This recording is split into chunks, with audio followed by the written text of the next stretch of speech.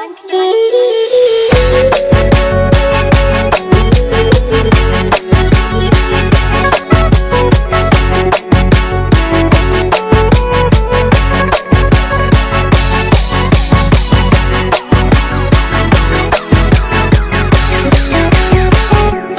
កណាទៅ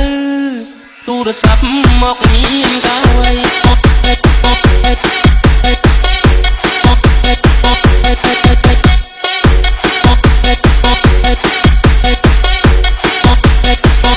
ទូរស័ព្ទមកក្រា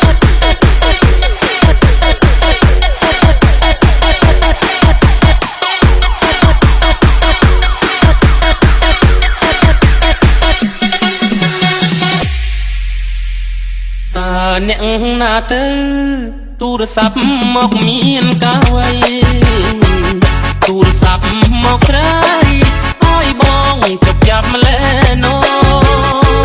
ញញឹមទៅសួរឆ្លើយចាក់ផ្ដេចដួលទាំងចិត្តត្រេកអរ